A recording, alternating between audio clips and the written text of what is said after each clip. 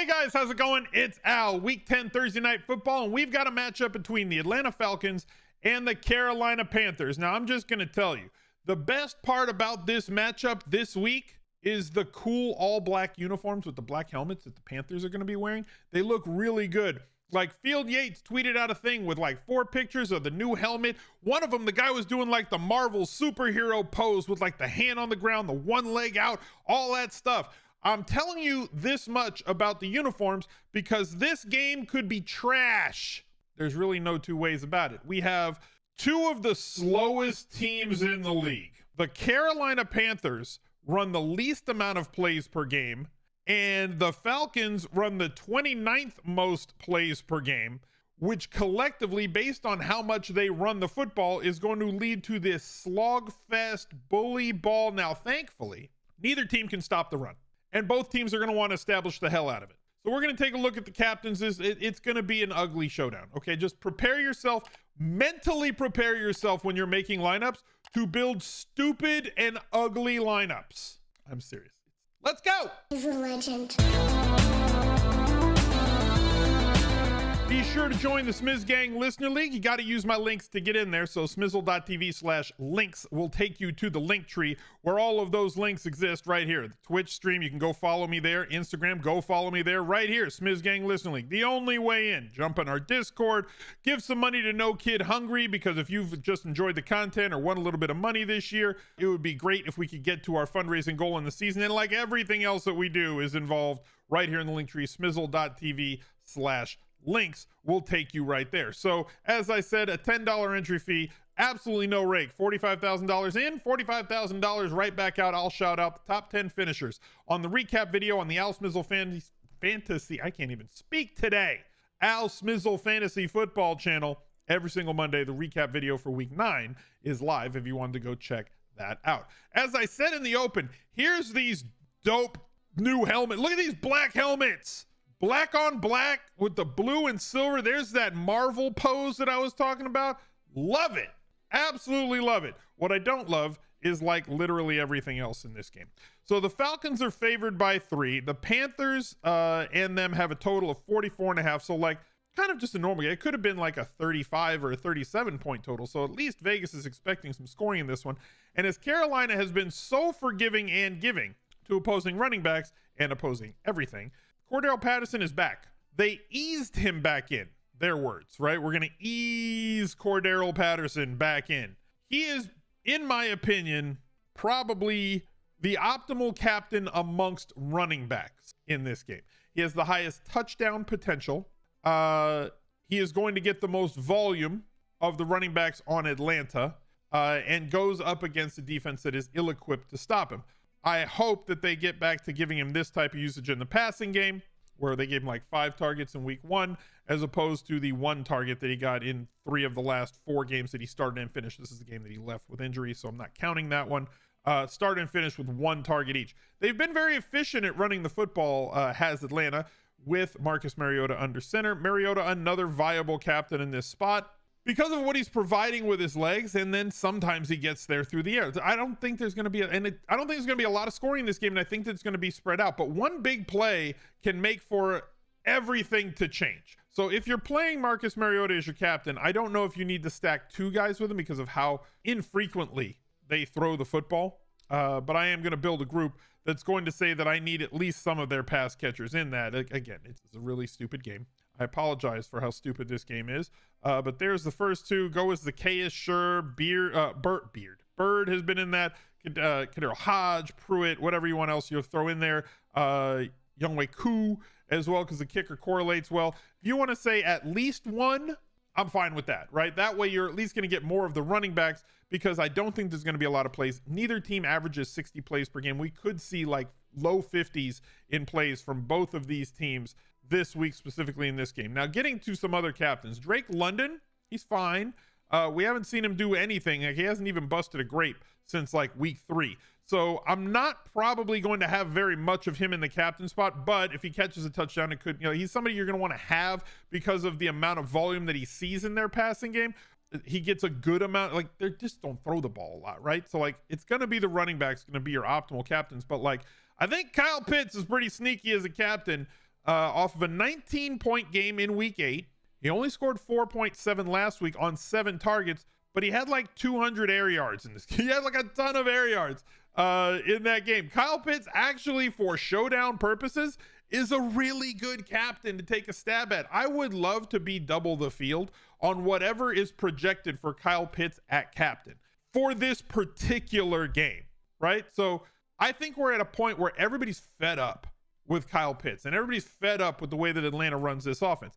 And that's where you want to go in, right? So like when people get off the train, that's when you want to board. So everybody was on the train early in the season and he really disappointed. Now everybody's got that anchor bias with what had happened, how it made them feel. They're done with Kyle Pitts. They're done with this offense. And I fully agree with you on a full slate. But on a showdown, if people aren't willing to play one of potentially the highest ceiling plays on the slate in captain, that's where I want to double or triple the field specifically in that position. So I feel like Kyle Pitts could be one of the best leverage plays at captain on this particular slate. Looking over at the other side, at Carolina, Baker Mayfield going to take over at starter once again. He's just been really bad.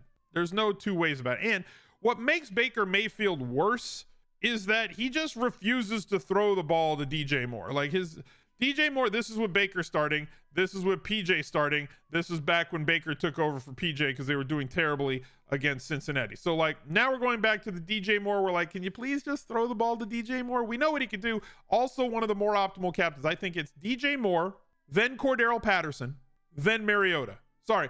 DJ, if they throw the ball to DJ Moore 10, if we can project 10 targets, DJ Moore's the best captain in this game. If not, I have Cordero ahead of him just based on touchdown expectancy and everything else. The floor and ceiling combo for him right now with Baker at quarterback is vast. He is somebody you're going to want to have exposure to a captain.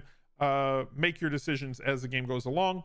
Terrace Marshall has done really well. He's not really in captain form for me. If he has a game at captain, there's going to be guys who are going to outscore him unless he has like a 3-touchdown game.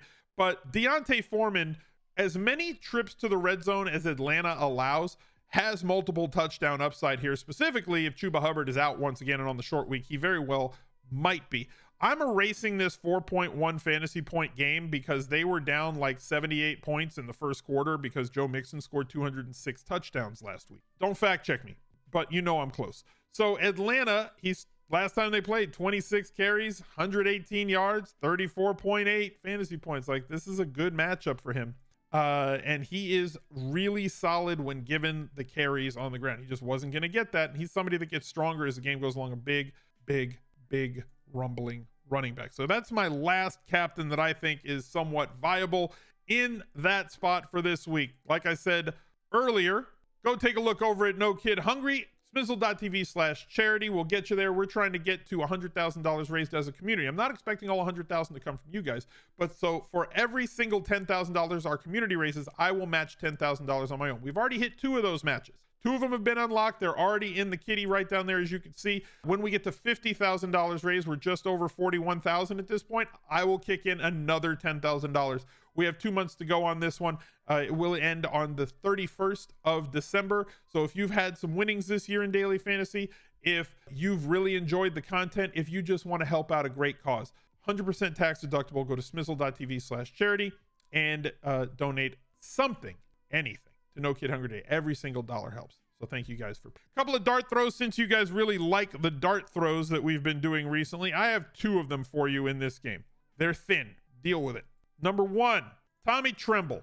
4 targets in each of the last 2 games, a touchdown in 2 of the last 3 games. Every point matters in Showdown. He is a touchdown or bust candidate, as is, where'd he go? Where did Bird go? Oh, I only have the one team. That's why. I only have the one team checked off. Demir Bird is the other guy. 6 targets here, but really he's like a 1 opportunity guy. But that 1 opportunity has been coming on deep passes. This was a missed deep pass opportunity here. They look to him on big play shots that they take, but that's basically his only role. So he is not going to be held, considering the price tag that he's got, which is $4,400 in the flex spot. Really cost prohibitive in this spot, but you can get there as much as I think people are going to play the defenses, as much as people are going to play the kickers in this spot. I think that the kickers are way more viable than the defenses, at least on one side. So Atlanta's not going to throw the ball all that much. So playing Carolina's defense, while they could do well, and they have done well so far this season, they're not really a team that I think Atlanta's not really a team that it's going to give up a whole lot, right? It's like they got 5 points against them last time because they just don't get that many opportunities. They had 2 interceptions in that game, right? You're not going to get that many opportunities for dropbacks to actualize, where Atlanta's going to try and run it like 40 to 50 times in this game against Carolina, unless Carolina gets out to some massive lead where they're forced to chase. And that last game was that shootout where they scored like 70 real life points. Not expecting that again in this spot, even as bad as the two defenses are. I think that people are going to overreact because the second matchup between two divisional opponents in a season typically has lower scoring and lower expectation than the first one. But on the other side, Atlanta's defense, as ineffective as they've been this year, you basically get to pick a defense that's playing against Baker Mayfield. So we have opportunities, is all I'm saying. Probably not going to play very much of the Panthers D. I am going to have some of the Falcons D, and if you wanted to go with the kickers, I totally understand the want to do that.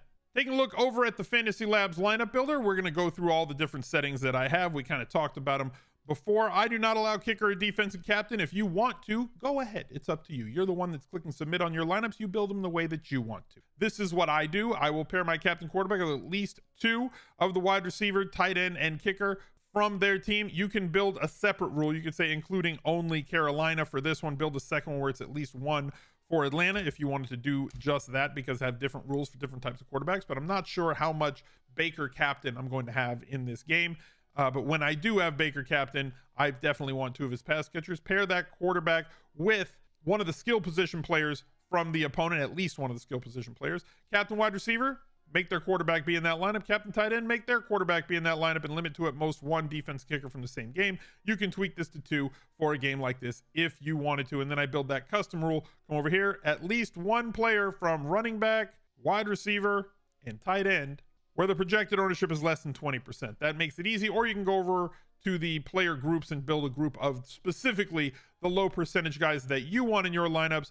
Then we're going to come over here and build all of our lineups on Fantasy Labs. You want to check out all the great tools that they have at Fantasy Labs, go to smizzle.tv/labs with an uppercase L. The link will be down below in the pinned comment.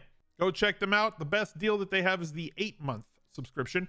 It includes NFL, college football projections, and optimizer, as well as premium content for that. NBA, it will get to MLB once that kicks off again because of the 8-month duration. Golf every single weekend, NHL in full swing, and everything else. So go support the people that support us. Good luck to you this Thursday night. Look out for another video right there. He's a legend.